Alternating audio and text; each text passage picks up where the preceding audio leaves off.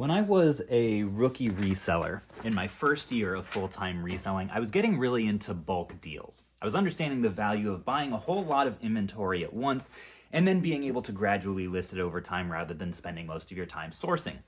And I was on Facebook Marketplace and I came across this deal that seemed really great at the time. It was a post from a perfumer, I think that's what it was called, a guy who worked at a cologne store and also was a collector of high-end fragrances. And the good news was he was looking to liquidate his collection of high-end perfumes and colognes. The bad news was he was about 4.5 hours away in Ohio. So I messaged the guy to try to feel it out and see what this deal could look like and whether there might be profit potential and whether it could be worth the long journey. And that's when I learned over the course of this entire process the 3 hard lessons from what ended up being possibly my worst resale deal ever. By the way, don't mind Spanky back there being productive because, frankly, one of us has to be. So I messaged this guy and we start going back and forth and talking about prices, and he's talking about how he wants to clear all of this stuff out. It is all legitimate. A lot of the stuff is brand new and sealed because he's only opened some of it up. And he's just looking to move it and, make more room in the house and free up some money. I said, can you give me an idea of the price that you would want and like the kind of percentages that we may be working with in terms of total market value? And he said, don't worry, man. If you're buying a lot, I will make it worth your time. Come to find out later, those are some of the most dangerous words that you can ever hear. And my lesson number 1 for you guys is make sure that if you don't agree on an exact price, that ahead of time, you make sure to make clear what percentage of market value you will be looking to do in a bulk value context. So I pack my car up and drive the 4.5 hours to go see this perfumer. And sure enough, he does have a whole room that is full of these high-end colognes. And I did my research. I watched multiple YouTube videos ahead of time in how to identify fake perfumes and colognes and what to look for in the label and the packaging and the plastic wrap and all that stuff. And this stuff did check out. It did all seem legit. The problem happened when we started talking about price. And I started I'm a very upfront guy, looking up prices in front of him. As he would say, I'm pretty sure this one's worth $100, this one's worth $150, that one's a really good one at $200. And we started talking about the numbers. And I realized that he wanted 60 to 70% of market value as a bulk price, no matter how much stuff I was buying. And this was really hard to swallow because it dawned on me, okay, a lot of other people out there don't necessarily understand the overhead and the fees and the shipping and all of the costs that go into selling online. And what seems to someone who paid full retail value for something to be a really good bulk price, that doesn't mean the same thing to everyone. And I really should have been more clear about that up front. As the conversation goes on, it becomes clear that we are just too far off on price to really make a good deal happen. And I ended up buying maybe like 6 or 7 of the high-end colognes. I think it was Jean Paul Gaultier. And I ended up making, maybe 30, 40 bucks a bottle, something like that. But believe it or not, that actually was not the worst deal that happened because, I still made some money. Was not at all worth the trip that I had spent out there. But on my way out, he said, you know what? I actually have some other stuff that you may be interested in. Do you ever dabble in makeup? And I said, a little. Only on the weekends. I said, I never have personally, but I guess, I'm here. I may as well take a look. And he brings me into his garage. And he has probably 10 to 12 bins exactly this size that are filled with makeup that he says, my wife also used to work in retail space in the, cosmetics place. I think that was maybe how they met. And I'm really looking to clear this stuff out of my garage and could give you a much better bulk price on it. And my wheels get turning. I look up a couple items in the bin and realize that these foundations are going for like 22 bucks a piece pretty consistently on eBay because apparently it's discontinued and, that stuff can do really well. There were probably like 50 to 60 of those in there. So I said, what do you want per bin? We ended up settling at, I think, $100 or something per bin. The deal as a whole was over $1,000. And this was partly due to my interest in doing bulk deals in general and wanting to get better at that, and partly because I was falling victim to the sunk cost fallacy. I knew by the end of the day, will have spent a 10+ hour day on the road and in this random stranger's house. I don't want to come back empty-handed. I don't want to come back with only $100 or $200 profit. That feels really bad, and I would have to hang my head in shame and tell my wife at the dinner table that I am a failure as a brand new reseller. I don't want to do that, so I'm instead going to be the hero. I'm going to come back to the dinner table, the conquering victor, with my 12 bins of inevitably very profitable makeup.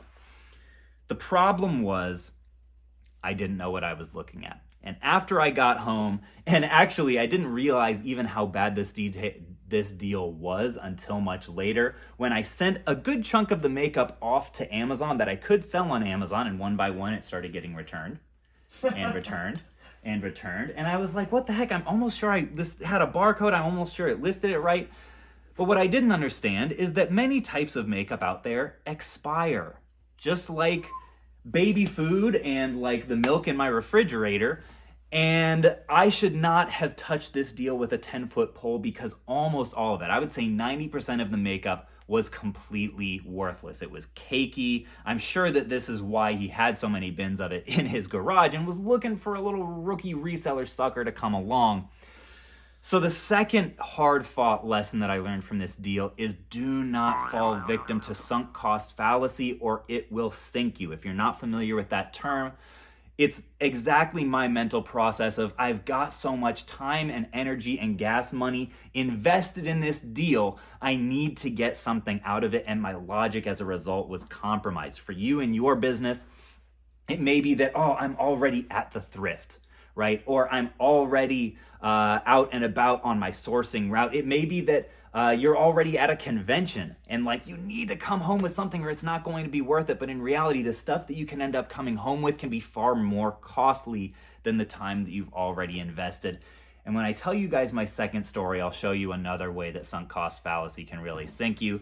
Because what I didn't mention in the title, and for those of you guys who are still here, you get a little special treat. I'm going to be telling you another story of another weirdly similar awful deal that I did in my first year of reselling. So what I ended up doing to try to make a little bit of lemonade out of this very lemony situation was, luckily, the foundations that I had researched on eBay previously, there were about 50 to 60 of them that would sell for $20+ So over time, I was able to regain, I would say, in the neighborhood of like netting maybe $600 on just selling those items that were not getting returned and that were doing just fine on eBay. The rest of the bins, I tried to liquidate on Facebook Marketplace, and I would run fill-a-bag sales that were like 50 pieces of makeup for $20. And you just come and you grab and you grab and you can go through all my bins. In reality, it ended up taking me way more time than I know at this point it was worth. And if instead I had identified that, okay, most of this makeup is expired, let me just take all of these bins to the local women's shelter or something like that, or donate them to Goodwill, completely cut my losses, and instead spend my time on doing the kind of sourcing that I already know I'm good at, namely going to pawn shops and finding underpriced video games, I would have been able to make up that time and money deficit so much faster than if I had done this Facebook Marketplace nonsense to make myself feel, for my ego, like this was a less bad deal than it actually was. The other third lesson that I wanted to tell you guys was your risk should scale in your resale business with your experience.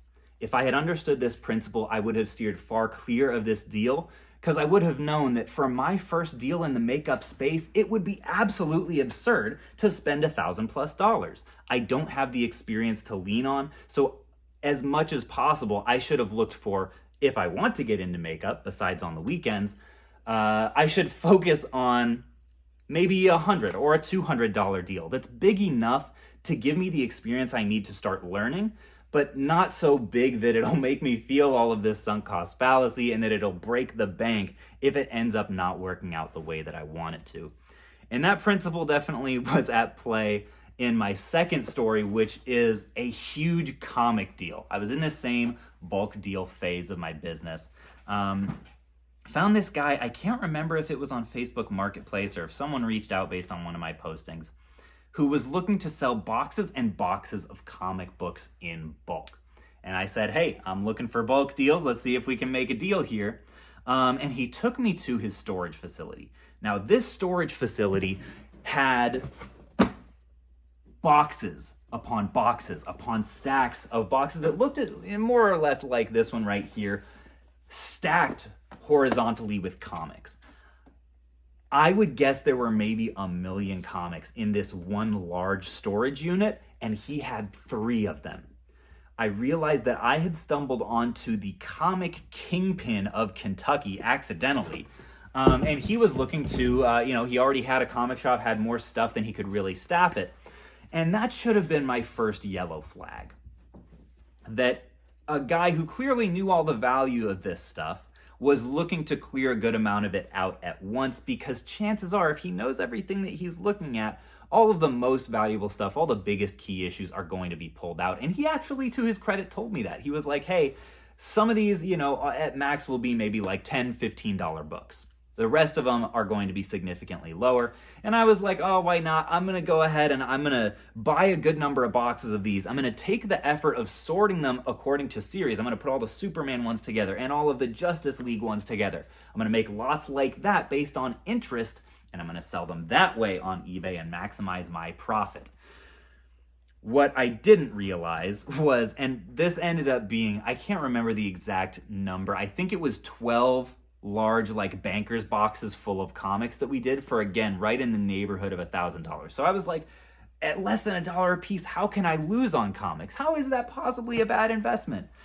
So naive. I had done a little bit of comps research ahead of time. But what I didn't realize was the process of sorting these 12 boxes of comics into the series that would actually help them to sell took me a full working day. We're talking 8 hours of just sorting comics, and it was kind of fun. It was cool to see the art and everything. That's part of what you dream about becoming a reseller.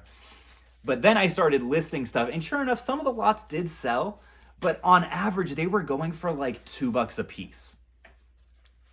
And when you've paid close to $1 a piece, and then after that $2 a piece, you have to pay shipping and fees, suddenly you realize, wow, this was not the best idea.